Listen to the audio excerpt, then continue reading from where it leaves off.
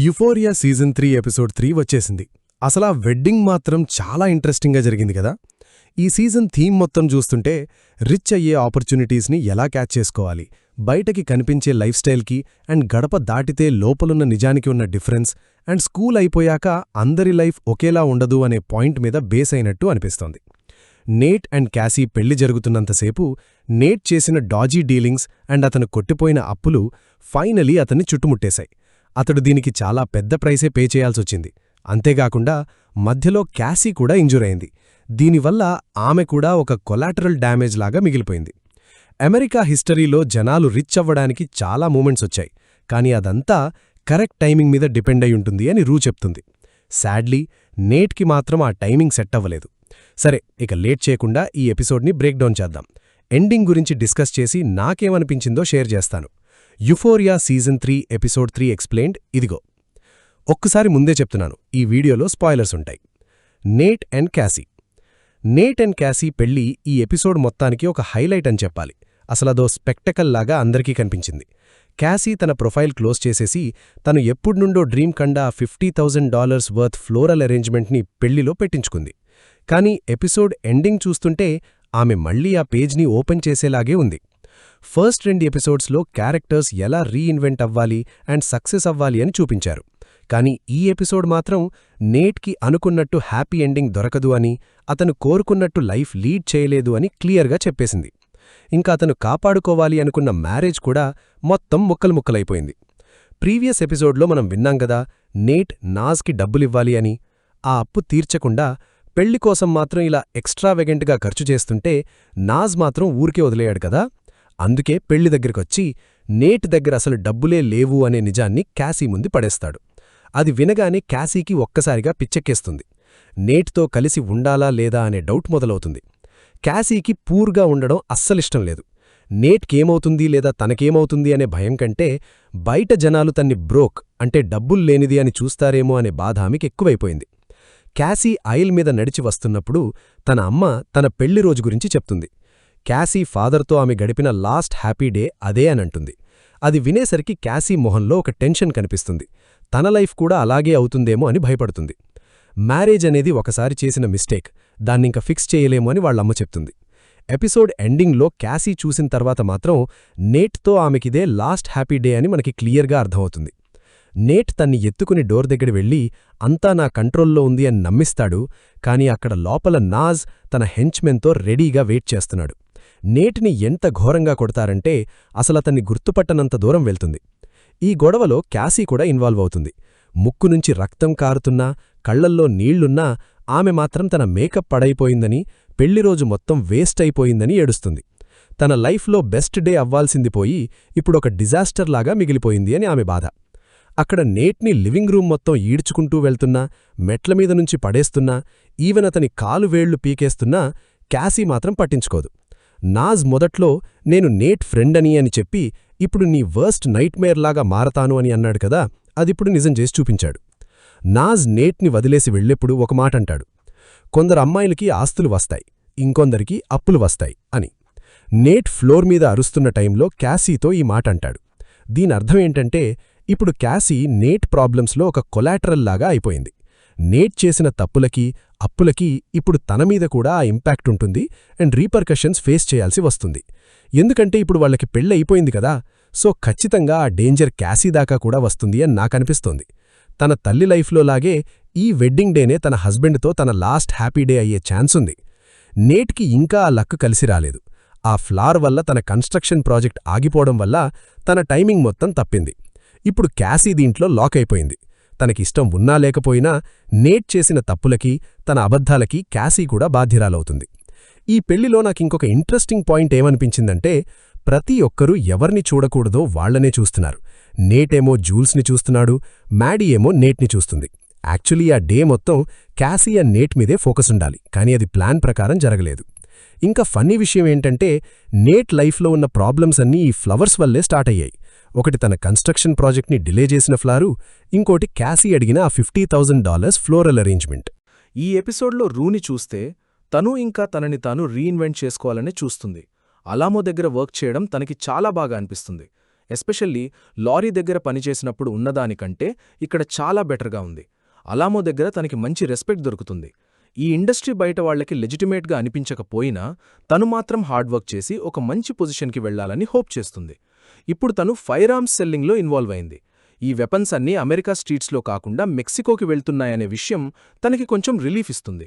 అయితే రూ ఎప్పుడైతే అలామోతో నాకు లెజిటిమేట్గా వెళ్లాలని ఉంది అని చెప్పిందో అలామో దానిని ఒక ఇన్సల్ట్లా ఫీల్ అయ్యాడు.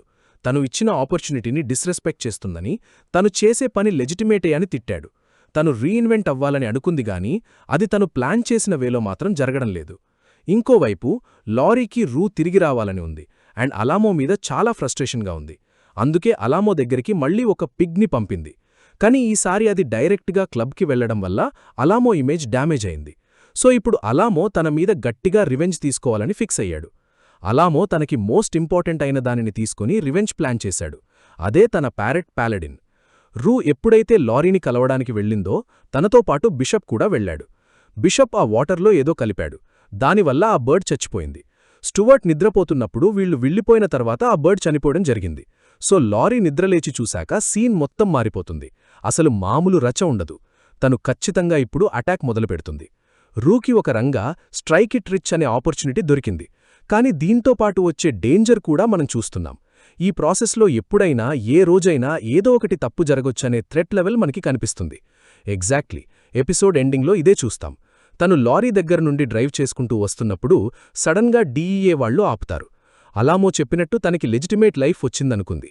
కాని అసలక్కడి ఏమీ లేదని ప్రూవ్ అయింది. నేట్కిలాగే తనకి కూడా చావు భయం మాత్రమే కాదు, అథారిటీస్ నుండి కూడా పెద్ద తలనొప్పి మొదలైంది.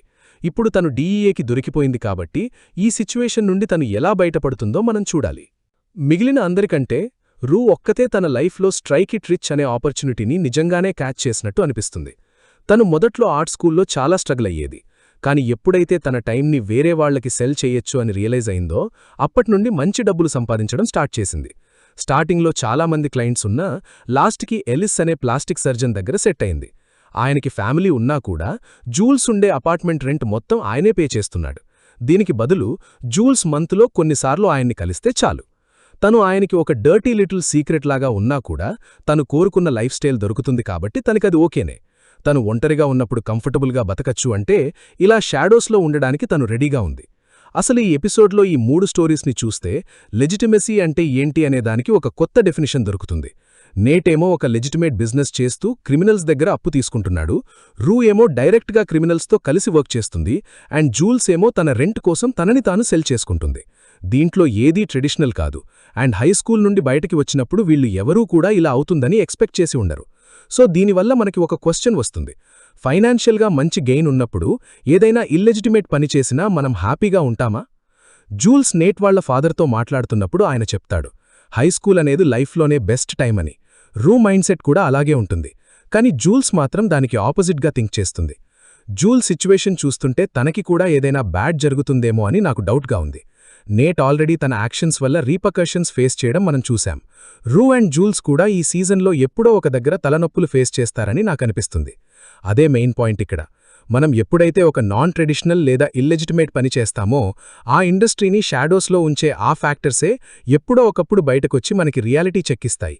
మేబీ ఎల్లిస్ ఫ్యామిలీకి ఈ విషయం తెలిసినప్పుడు జూల్స్ ఎక్స్పోజ్ అవ్వచ్చు, లేదా ఆయనే రిలేషన్ కట్ చేసుకుంటే తన లైఫ్ మొత్తం డ్రాస్టిక్గా మారిపోతుంది. గుర్తుందా, తను ఆల్రెడీ ఆర్ట్ స్కూల్ కూడా మానేసింది. సో తనకి ఆర్ట్ మీద ఉన్న ఆ లవ్ని తనని తాను సెల్ చేసుకునే ప్రాసెస్లో కోల్పోయింది. ఈ ఎపిసోడ్లో మ్యాడీ ఇన్వాల్వ్మెంట్ అంత ఎక్కువగా లేదు. కానీ తను లేనిపోని బిల్డప్ ఇస్తూ తన రియల్ లైఫ్లో ఎంత అన్హ్యాపీగా ఉందో మనకి క్లియర్గా చూపించారు. ఫర్ ఎగ్జాంపుల్, వెడ్డింగ్ మొత్తం తను నేట్ అండ్ క్యాసీనే చూస్తూ ఉండిపోయింది. వాళ్ళిద్దరూ హ్యాపీగా ఉండడం చూసి తను తట్టుకోలేక అక్కడి నుండి వెళ్ళిపోయింది.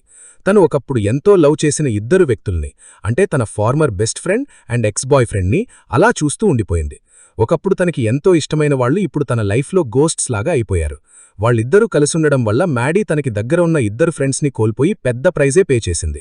దీనితో పాటు తను ఇంటికి తిరిగి వచ్చినప్పుడు మనం ఒకటి అబ్జర్వ్ చేయొచ్చు. మిగిలిన క్యారెక్టర్స్ లాగా కాకుండా మ్యాడీ ఒక్కతే కెరియర్లో ఒక లెజిటిమేట్ పాత్వే ఫాలో అవ్వాలని చూస్తుంది. కానీ దానికి తగ్గ రివార్డ్స్ మాత్రం తనకి దక్కడం లేదు. తను కార్ దిగి ఇంటికి నడుచుకుంటూ వెళ్లే సీన్ మనకి ఎందుకు చూపించారంటే తను ఎంత స్కెచ్చీ నైబర్హుడ్లో ఉందో హైలైట్ చేయడానికి.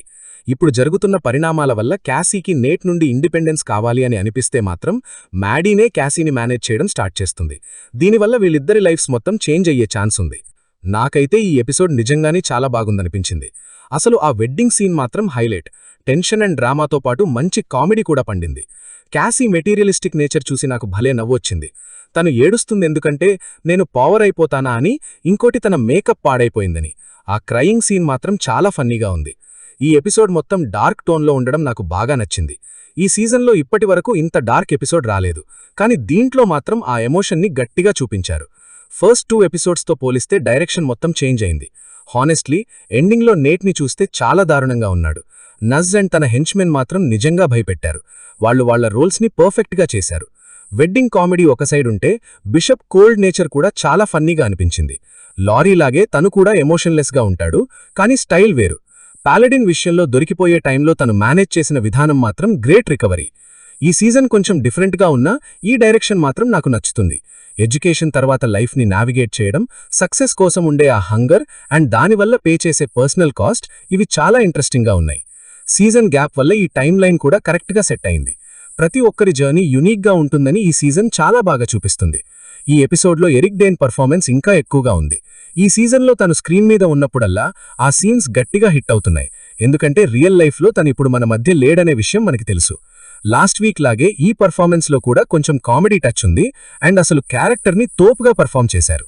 నాకు కొంచెం సర్ప్రైజ్గా ఉందేంటంటే ఈ సీజన్లో ఇప్పటివరకు మ్యాడీ ఎక్కువగా కనిపించలేదు, కానీ సెకండ్ హాఫ్కి వచ్చేసరికి తన రోల్ ఎక్కువ అవుతుందని అనుకుంటున్నాను.